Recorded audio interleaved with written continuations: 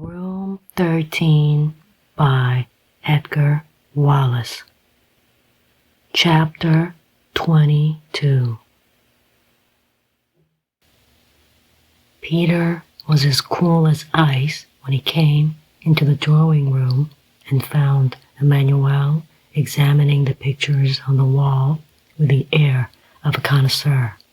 He turned and beamed a benevolent smile upon the man he hated.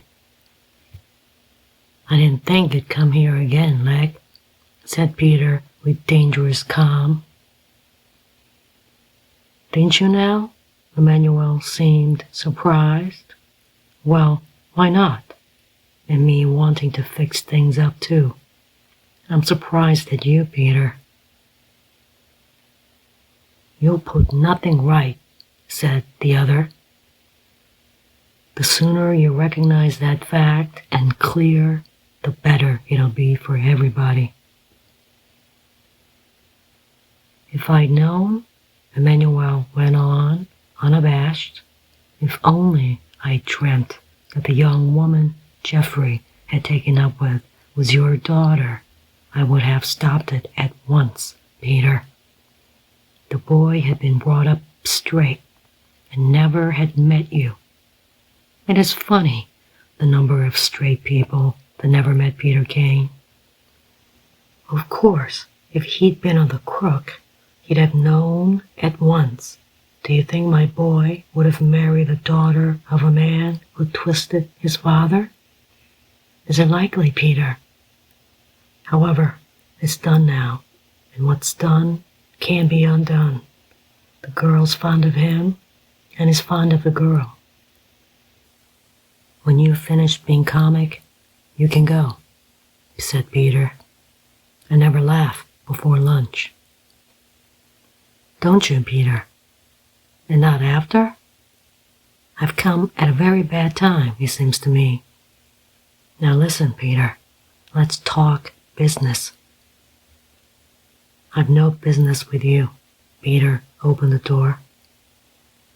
"Haste was always your weakness, Peter," said Emmanuel, not budging from where he stood. "Never lose your temper. I lost my temper once and shot a copper and did 15 years for it. 15 years, whilst you were sitting here in luxury, entertaining the lords and ladies of the neighborhood and kidding them you were straight. I'm going to ask you a favor, Peter." "It is granted, for you ask," said the other sardonically. "I'm going to ask you and Johnny Boy to come and have a bit of dinner with me and Geoffrey, and let us fix this thing up. You're not going to have this girl brought into the divorce court, are you? And you've got to get a divorce, whether he's married or whether he isn't. As a matter of fact, he isn't married at all. I never dreamt he'd be such a mug as to fall for the story that Lila was properly married to Jeff. All these girls tell you the same thing. It's vanity, Peter, a human weakness, if I may so describe it. Perhaps it was the vanity of the registrar who signed their marriage certificate, and the vanity of the people who witnessed the marriage," said Peter. "Your son was married to this girl at the Greenwich Registry Office. I've got a copy of the certificate. You can see it if you like." Still, the smile on Emmanuel's face did not fade. "Ain't you smart?" he said admiringly. "Ain't you the quickest grafter that ever grafted? Married or not, Peter, the girl's got to go into the court for the marriage to be, what do you call it? Annulled, that's the word. And she can't marry till she does. And they'll never annul the marriage until you get my boy caught for bigamy. And that you won't do, Peter, because you don't want to advertise what a damned fool you are. Take my advice. Come and talk it over. Bring Johnny with you. Why should I bring Johnny? I can look after myself. Johnny's an interested party, said the other. Is interested in anything to do with Marnie, eh? He chuckled, and for a second, Peter Kane had all his work to maintain his calm. I'm not going to discuss Marnie with you. I'll meet you in the printer, and I don't suppose Johnny will mind either. Though what you can do that the law can't do, I don't know. I can give you evidence that you can't get any other way, said the other. The fact is, Peter, my poor boy has realized he's made a mistake. He married a girl who was the daughter of a respectable gentleman, and when I broke it to him, Peter, that he'd married into a crook family, he was upset. He said I ought to have told him. I don't know what funny business you're going to try, said Peter Kane, but I'm not going to run away from it.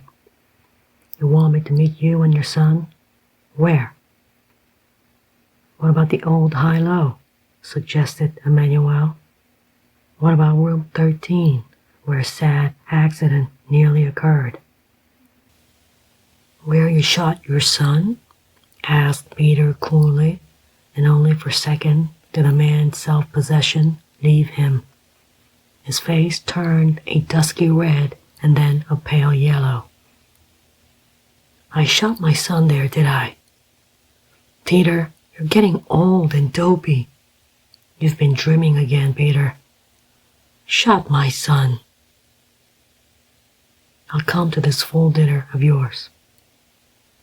And Marnie? Suggested the other. Marnie doesn't put her foot inside the doors of the high-low, said Peter calmly. You're mad to imagine I would allow that. I can't answer for Johnny, but I'll be there. What about Thursday? Suggested the old man. Any day will suit me, said Peter impatiently. What time do you want us? 8:30? Just a snack and a talk? We may as well have a bit of food to make it cheerful, eh, Peter?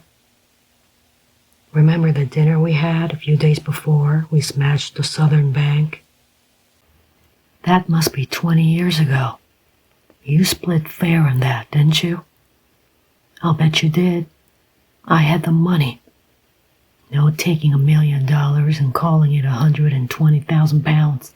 Hey, Peter? This time, Peter stood by the door, and the jerk of his head told Emmanuel that the moment for persiflage had passed. I want to settle this matter. The earnestness of his manner did not deceive Peter. You see, Peter, I'm getting old, and I want to go abroad and take the boy with me. And I want to give him a chance, too. A good-looking lad like that ought to have a chance. For I'll tell you the truth.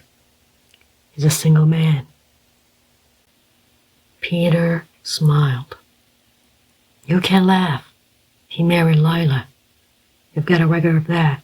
But have you taken a screw at the divorce list? That takes the grin off your face. They were divorced the year after they were married. Lila got tired of the other man and came back to Jeff. You're a looker up. Go and look up that. Ask old Reader.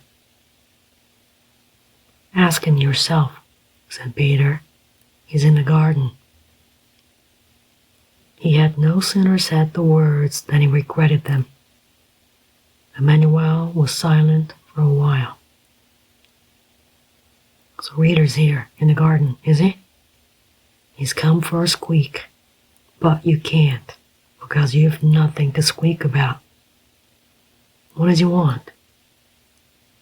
Why don't you ask him? That fellow spends his life wondering about other people's gardens, grumbled Emmanuel. A disinterested observer might have imagined that Mr. Reader's passion for horticulture was the only grievance against him. He was round my garden yesterday. I dare say he told you. Came worrying poor Jeff to death. But you always were fond of busies, weren't you, Peter? How's your old friend Craig? I can't stand him myself, but then I'm a crook. Thursday will suit you, Peter? That gives you 6 days. Thursday will suit me, said Peter. I hope it'll suit you.